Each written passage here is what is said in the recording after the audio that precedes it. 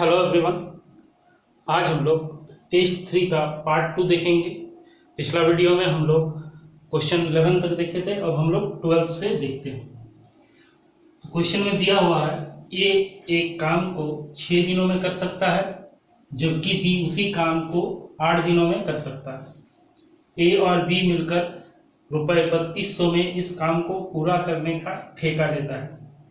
सी की सहायता से उन्होंने काम को 3 दिनों में पूरा कर लिया, तो सी का हिस्सा क्या था? तो देखिए, दिया हुआ ए 6 दिन ले रहा काम करने के लिए और बी जो है 8 दिन ले रहा। जब मेरा निश्चित काम नहीं दिया हो लेकिन मेरा समय दिया हो और समय का कंपैरिजन या रेशियो में दिया हो, तो हम इन दोनों का एलसीएम लेके उसको काम मान लेंगे। तो दोनों का एलसीएम हमारा 24, तो हम क्या मान लिए कि काम कितना था 24। तो अब देखते हैं कि अगर ए जो है 6 दिन में 24 काम कर रहा, तो हर एक दिन कितना काम करेगा? 4 छके 24, 4 का। बी 24 काम 8 दिनों में कर रहा है, यानी हर एक दिन कितना काम करेगा? 3 का। यानी दोनों अगर मिल के काम करता तो 7 काम। लेकिन इन्होंने क्या कहा है? इन्होंने कहा है कि सी की सहायता से उन्होंने काम को 3 दिनों में पूरा किया है। तो काम था 24 और 3 दिन में पूरा किया है, यानी टोटल एक दिन में कितना काम हो रहा है? एक दिन में 8 काम हो रहा है। 24 काम करना था और कितना दिन में पूरा कर दिया? 3 दिन में इन्होंने 24 काम पूरा कर दिया। तो कितना समय लगा? मतलब हर एक दिन कितना काम कर रहा? 8 काम। जब ए और बी काम कर रहा तो 7, और जब सी मिल जा रहा है तो 8 काम। यानी कितना हो गया? सी कितना काम कर रहा है हर एक दिन? 1 काम। सी हर एक दिन कितना काम कर रहा? 1 काम। हमसे पूछा है कि इन्होंने जो है ठेका कितना लेता? 3200 रुपये। कितना काम करने का? 8 काम करने का। 8 ही काम कर रहा ना एक दिन में, 3200 रुपये का ठेका ले रहा है। क्या किया है इन्होंने? सी की सहायता से उन्होंने 3 दिनों में। तो सी का हिस्सा क्या है? तो सी कितना काम कर रहा है? 1। यही रेशियो बन रहा है कि टोटल 8 काम हो रहा है, जिसमें से एक हिस्सा किसका है? सी का। तो 8 चौके 3200, यानी सी कितना हर एक दिन? सी का हिस्सा क्या हो जाएगा? 400 रुपये, यानी बी।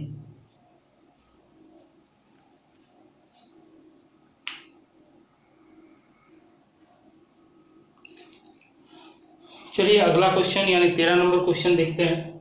दिया हुआ है कि यदि x एक बॉक्स को 5 मिनट में तथा y उसे 7 मिनट में बना सकता है, तो x तथा y द्वारा बनाए गए बॉक्सों का अनुपात ज्ञात करें, जबकि प्रत्येक ने 5 घंटे 40 मिनट काम किया। तो देखते हैं, x और y दो आदमी हैं, 5 मिनट तो समय दिया हुआ है। ये 5 मिनट खर्च कर रहा है, तो ये 7 मिनट खर्च कर रहा है। अनुपात ज्ञात करने बोला है, किसका? कामों का। तो हम लोग जानते हैं काम क्या होता है? इन्वर्स हो जाता है। टाइम जो है इन्वर्स हो जाता है किसका? आपका वक्त। ठीक है, समय और काम में बैतुक अनुक्रमानुपाती होता है। तो यहाँ देखिए, दोनों ने ही बराबर काम किए, बराबर समय के लिए काम किया है, तो रेशियो क्या हो जाएगा? उलट जाएगा। समय के साथ बैतुक क्रमानुपाती होता तो 7:5 हो जाएगा। सिंपल सा क्वेश्चन। यानी ये कैसे हुआ? तो हम लोग जानेंगे जब टाइम एंड डिस्टेंस और टाइम एंड वर्क को डिटेल्स में पढ़ेंगे, तब जानेंगे कि समय और काम का क्या होता है? इन्वर्स प्रोपोर्शन होता है। तो ये यहाँ आ जाएगा, ये यहाँ आ जाएगा।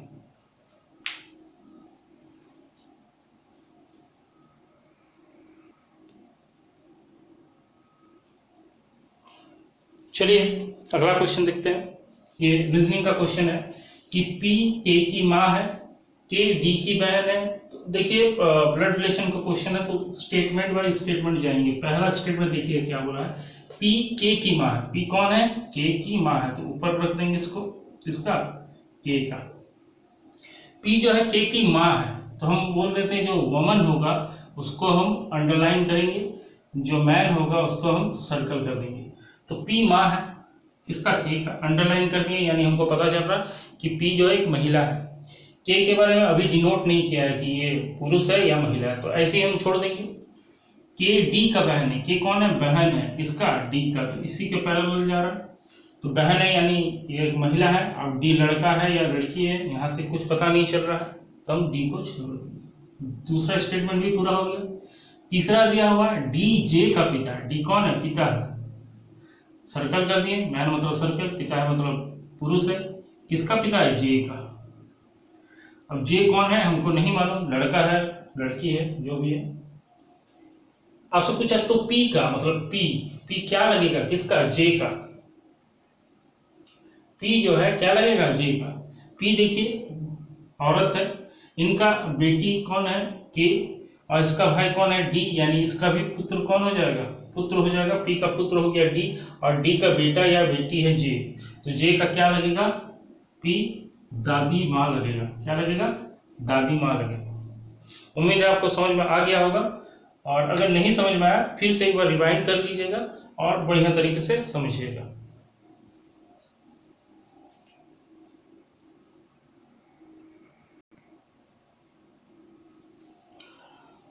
अगला जो 2 क्वेश्चन है वो जीएस रिलेटेड है।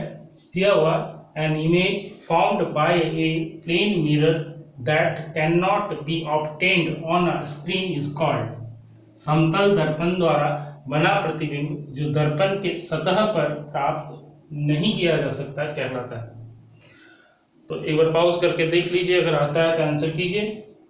तो इसका आंसर हो जाएगा वर्चुअल, ए आभासी। क्या कहलाता है? आभासी या आभासी बनेगा। अब कैसे बनेगा? इसके लिए आपको जो है लाइट जो चैप्टर है उसको देखना पड़ेगा, पढ़ना पड़ेगा, और हमारा जो चैनल है उस पर भी जब आएगा तब देख लीजिएगा। दूसरा जो 16वां क्वेश्चन है कि वायु के तापमान में परिवर्तन से ध्वनि का कौन सा गुण परिवर्तित होता है? वायु जो जिस तरह जब हम बोल रहे हैं, जैसे हम बोल रहे हैं यहाँ वायु है, इसका जो तापमान में परिवर्तन होगा तो ध्वनि का कौन सा गुण इफेक्ट करेगा या परिवर्तन होगा? आवृत्ति, विस्तार यानी एम्पलीट्यूड, तरंगदैर्घ्य या इंटेंसिटी। तो इसका आंसर हो जाएगा ए आवृत्ति। क्या चेंज हो जाएगा? आवृत्ति। ये दोनों देख लीजिए, ध्वनि चैप्टर और लाइट चैप्टर। अगर आपको डाउट हो रहा है तो ध्वनि यानी साउंड और प्रकाश यानी लाइट चैप्टर पढ़ लीजिए ध्यान से।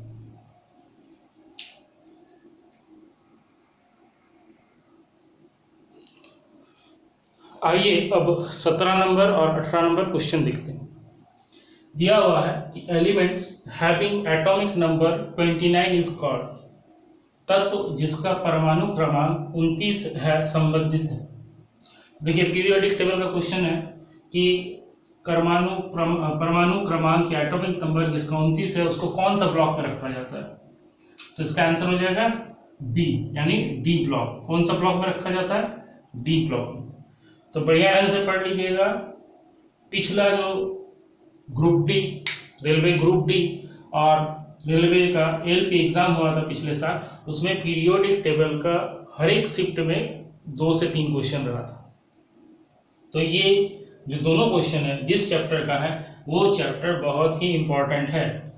तो आप जो है पीरियोडिक टेबल, अगर आपका कोई भी डाउट है तो उस डाउट को एग्जाम से पहले क्लियर कर लीजिए, यहाँ से क्वेश्चन आने का उम्मीद है। तो डी ब्लॉक समझ गया है? जिनको नहीं समझ में आया है वो देखिए, आप नाभिकीय स्ट्रक्चर जो है या पीरियोडिक टेबल है उसको बढ़िया से पढ़िए, कौन सा तत्व किस ब्लॉक में है और उसका परमाणु क्रमांक क्या है, एटॉमिक नंबर क्या है, ये जरूर पढ़िए। दूसरा क्वेश्चन है atomic number which of the following elements is greater than that of silicon. Silicon से ज्यादा एटॉमिक नंबर किसका है? तो किसका हो जाएगा? देखिए चारों चीज देख लीजिए, तो किसका आंसर हो जाएगा? Sulphur, B sulphur. बाकियों का उस सिलिकॉन से कम है और सल्फर ही एकमात्र ऐसा तत्व है जिसका ज्यादा है। तो आपको एक होमवर्क दे रहे हैं कि इन चारों पांचों सिलिकॉन, एल्यूमिनियम, सल्फर, मैग्नीशियम और क्या है सोडियम, इन चारों का जो है आप लोग एटॉमिक नंबर कमेंट बॉक्स में जरूर कमेंट कीजिएगा।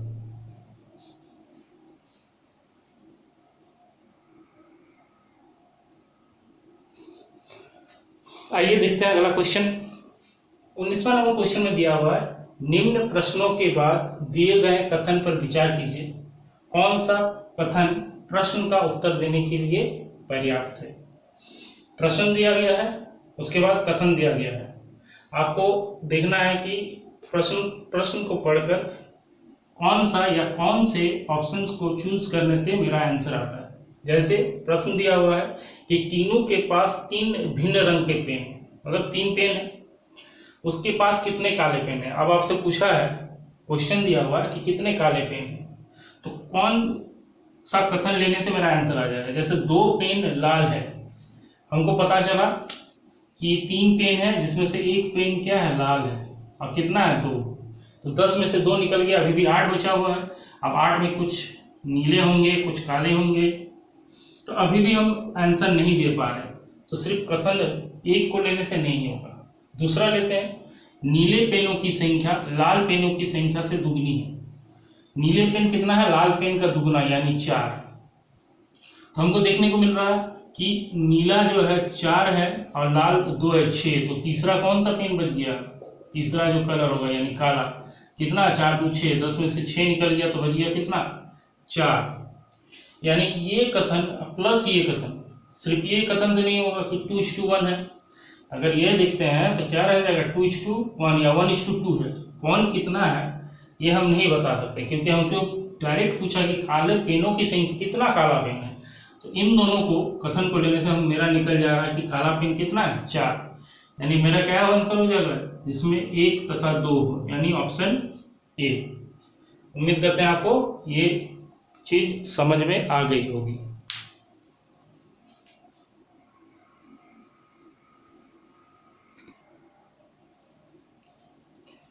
आइए 20 नंबर क्वेश्चन देखते हैं। कहा है कि एक संख्या के 12% में 5 जोड़ने पर, तो 12% मतलब 12/100, यानी 4 से काटिए, 4 × 12, 25 चौके 100। 3/5 में 3/25 में 5 जोड़ने पर क्या बन रहा है, 24.2 बन रहा है। तो 5 को इधर कर लेते तो माइनस हो जाएगा, कितना रह जाएगा 19.2। इसको इधर ले जाइए तो क्या आ जाएगा 19.2, इस ये ऊपर चला जाएगा, गुना हो जाएगा, 3 नीचे आ जाएगा, मल्टीप्लिकेशन कर दीजिए, पॉइंट हटा सकते हैं, 10 हो गया, 5 25 5 दूनी 10, 5 5 25, 3 से काटिए, 3 6 18, 1 3 चौके 12, 32, 30 रहता तो 150, 10 160 आंसर। 12% को तोड़े, 4 से ऊपर नीचे काट दें तो 4 × 12, 25 चौके 100।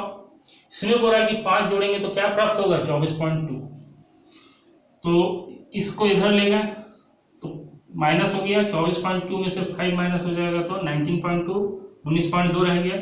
3/25 इधर ले जाएंगे तो ऊपर नीचे गुना हो जाएगा, काटेंगे तो 160। बहुत साधारण सा क्वेश्चन था, देख लीजिए फिर से।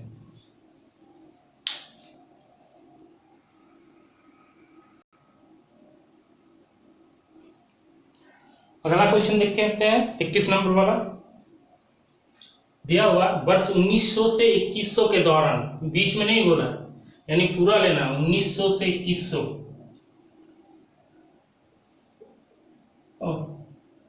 2000 कर लीजिए, ठीक है। 1900 से 2000 के बीच में जो है कुल फरवरी माह के दिनों के कुल योग ज्ञात करें, देखना पड़ेगा। तो 1901 यहां से हो जाएगा ना, तो 1901 से 2000 तक लेने से कितना वर्ष हो गया 100, और यहाँ 1 वर्ष, तो टोटल कितना वर्ष हो गया 101। अब देखिए फरवरी माह में 2 टाइप का दिन होता है, एक 28 दिनों का महीना होता है, एक 29 दिनों का महीना। हर एक लीप ईयर में हम देखते हैं कि फरवरी कितना दिनों का हो जाता है, 29 दिनों का हो जाता है। 101 वर्ष में कितना लीप ईयर आएगा, 4 से भाग दे दीजिए 101 को, 25 चौके 100, रिमाइंडर रह गया 1। तो रिमाइंडर से कोई मतलब नहीं है, हमको क्वेश्चन से मतलब है, हमको फल से मतलब है। भागफल कितना है 25, यानी 25 ऐसे वर्ष होंगे जो लीप ईयर होंगे, और 101 में 25 वर्ष अगर लीप ईयर हुए तो जो बच गया यानी 76 वर्ष, वो क्या साधारण वर्ष हो गए।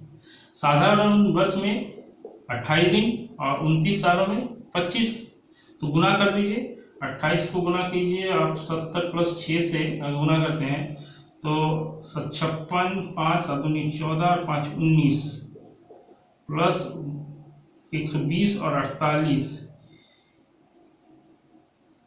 168 जोड़ दीजिए। 19 20 21 28 सही क्या है?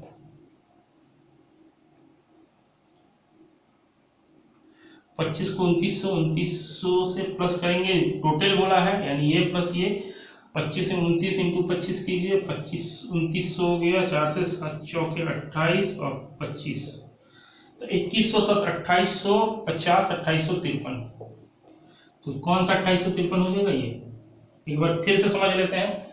1900 से 2000 बोला है यानी 1900 यानी एक साल यहाँ और उसके बाद 100 साल। ऐसा नहीं कि 1900 से 2000 के बीच कितना साल हुआ, लेकिन बीच नहीं पूछा आपसे, आपसे पूछा 1900 से 2000 तक यानी 1901 से 2000 तक 100 साल और एक साल और जुड़ गया 1900 वाला, टोटल 101 साल। फरवरी पूछा तो फरवरी 2 टाइप का दिन होता है, एक 28 दिनों का होता है, एक 29 दिनों का।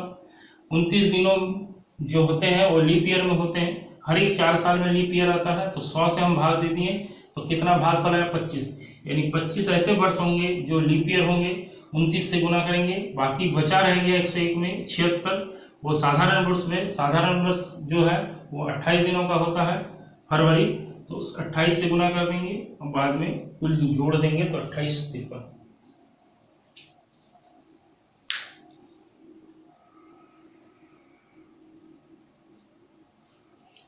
चलिए अब 22वां नंबर क्वेश्चन देखते हैं। दिया हुआ पूर्व की ओर दौड़ते हुए मैं अपने बाएं मुड़कर 10 मीटर गया। तो यहाँ पे बना लेते हैं एक चार्ट। ये पूरब हो गया, ये पश्चिम हो गया, ये उत्तर हो गया, ये दक्षिण हो गया। ठीक है, पूरा है कि पूर्व की ओर दौड़ते हुए, इधर से पूर्व की ओर दौड़ा, पूर्वी साइड है, बाएं मुड़कर। अब देखिए पूर्व इधर है, मेरा इधर जो चेहरा इधर है, यहां से बाएं मुड़ेंगे तो हम उत्तर की ओर मुड़ेंगे और 10 मीटर चल गया मैं। कितना गया? 10 मीटर। फिर मैं मेरा चेहरा जो है उत्तर की तरफ हो गया, वहां से वो बाएं मुड़ा, यहां से बाएं किधर हो जाएगा? इधर बाएं मुड़ेगा और 10 मीटर ये चलेगा, यहां पहुंच गया। अब वहां से 45 डिग्री। अब देखिए डिग्री कैसे, हम अगर यहाँ एक पैरेलल लाइन लेते हैं, मेरा चेहरा जिधर रहेगा वो क्षितिज हो जाएगा, यानी इधर चेहरा है, इस साइड चेहरा है मेरा, तो मेरा ये वाला पैरेलल लाइन हो जाएगा 90 डिग्री इस सीधे में हो जाएगा। अगर हम सीधा चलेंगे तो 90 डिग्री ये हो जाएगा। लेकिन हम जो है दाएं घूमकर कितना 45 डिग्री, अगर ये 45 90 है तो इसका आधा क्या हो जाएगा? 45, ये आधा 45, तो 45 डिग्री दाएं। अगर हम इस साइड में है तो दाएं कौन वाला हो जाएगा? ये इधर वाला दाएं हो जाएगा। यहाँ से 45 डिग्री घूमकर 25 मीटर गया, मेरा घर यहाँ पूछा। तो अब मैं प्रारंभिक बिंदु, प्रारंभिक मतलब इस बिंदु से किस दिशा में है? ये उत्तर पश्चिम दिशा में है, उत्तर पश्चिम। अच्छा उत्तर पश्चिम है नहीं, इसको पश्चिम बना लीजिएगा। किस दिशा में है ये? उत्तर पश्चिम, यानी बी ऑप्शन हो जाएगा, उत्तर पश्चिम। यहाँ थोड़ा सा मिस्टेक हुआ था ऑप्शन में, तो उत्तर पश्चिम इसको बना लीजिए।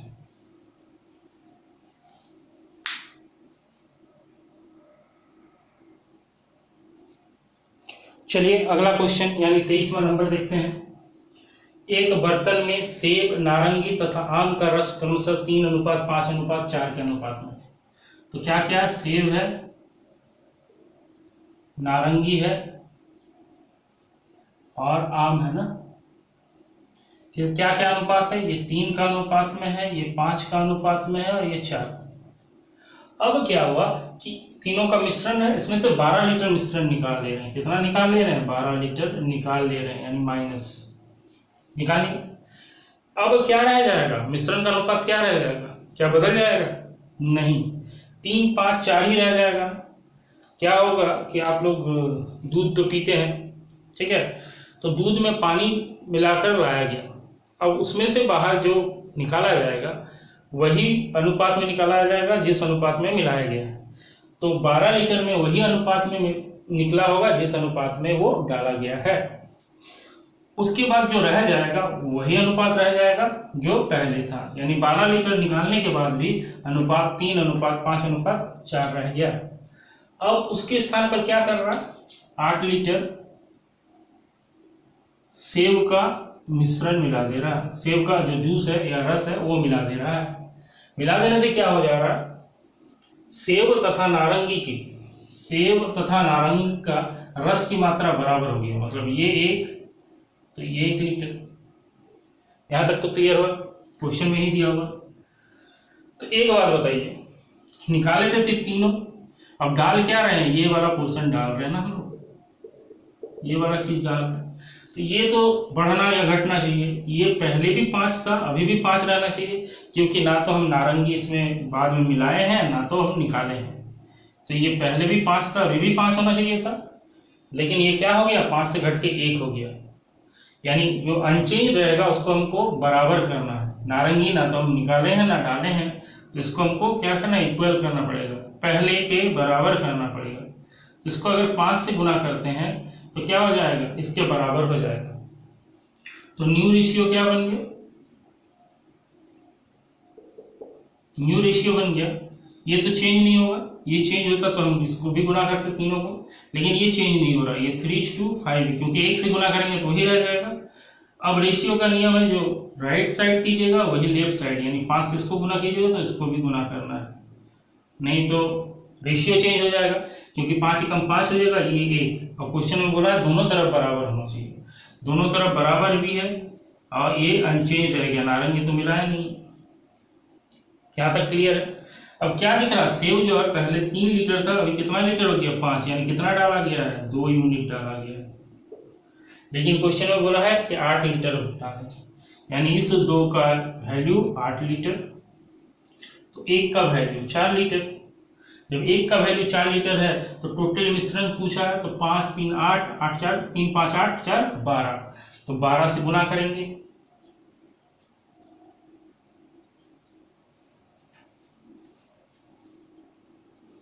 थोड़ा सा कट जा रहा है, तो 1 बराबर 4 लीटर, तो 4 × 12 यानी कितना आ जाएगा, 48।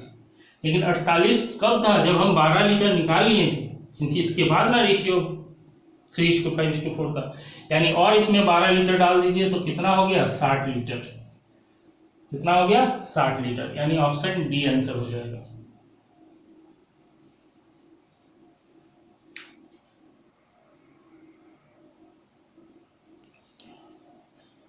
चलिए देखिए, एक साइंस का क्वेश्चन आ गया कि पानी के घुलने पर, पानी में होगा, ठीक है, चलिए, पानी के घुलने पर कौन सा एसिड H+ आयन देता है।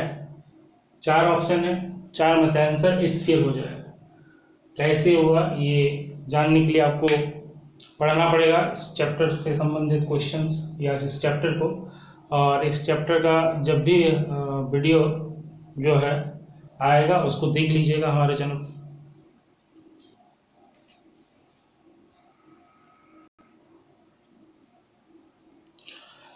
अगला क्वेश्चन देखते हैं, दिया हुआ निम्न में से किसकी इकाई है लेकिन कोई आयाम नहीं। निम्न में से किसकी इकाई है लेकिन आयाम नहीं, कोण, तनाव, सापेक्ष वेग, सापेक्ष घनत्व। इसका आंसर हो जाएगा कोण। किसकी इकाई है, कोण का, लेकिन कोई आयाम नहीं है। दूसरा क्वेश्चन दिया हुआ है, यानी 26वां क्वेश्चन, कि आराम की स्थिति तथा एक समान रैखिक गति, आराम की स्थिति या एक समान रैखिक गति की स्थिति एक समान होती है। दोनों का जो स्थिति होता है वो एक जैसा होता है, क्योंकि दोनों पर कोई बल कार्य नहीं कर रहा है। ऑप्शन बी, 2 समान बल विपरीत दिशा में दोनों पर कार्य कर रही है। ऑप्शन सी, ये दोनों सही है। और ऑप्शन डी, इनमें से कोई नहीं, मतलब जो भी बोला है वो गलत बोला। तो इसका आंसर हो जाएगा दोनों सही है। दोनों स्थिति में आराम और एक समान रैखिक गति दोनों समान होती है।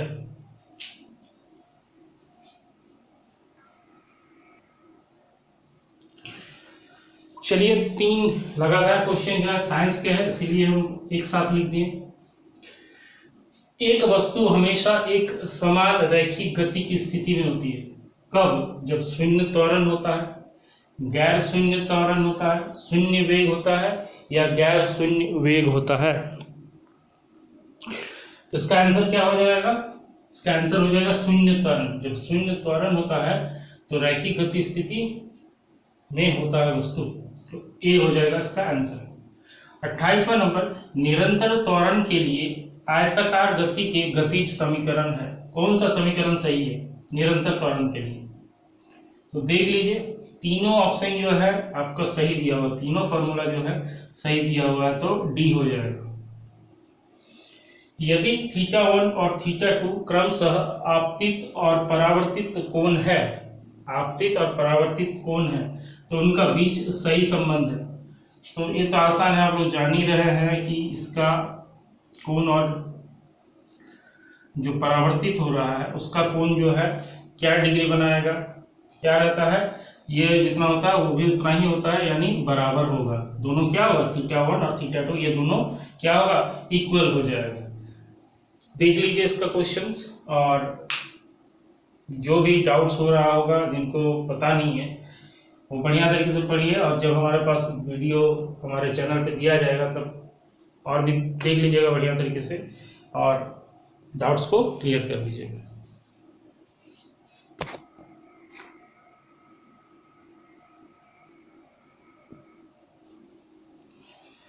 अगला क्वेश्चन देखते हैं 30 नंबर।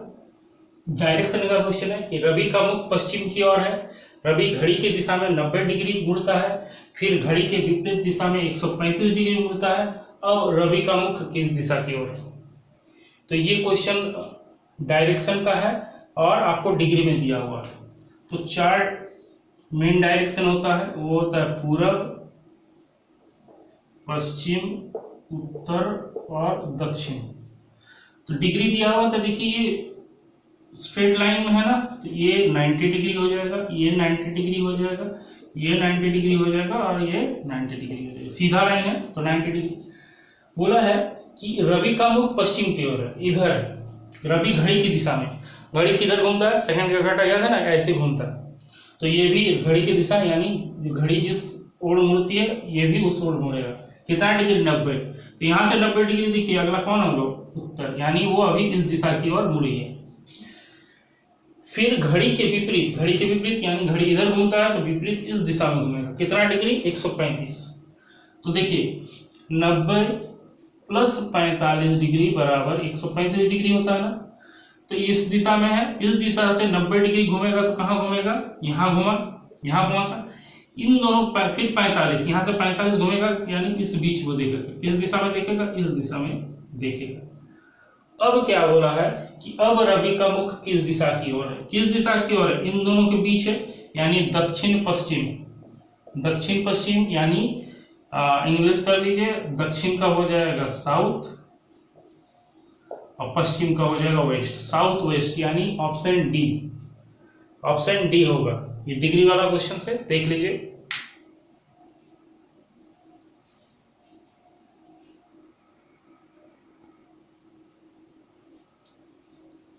उम्मीद करते हैं आपको ये सेशन अच्छा लगा होगा।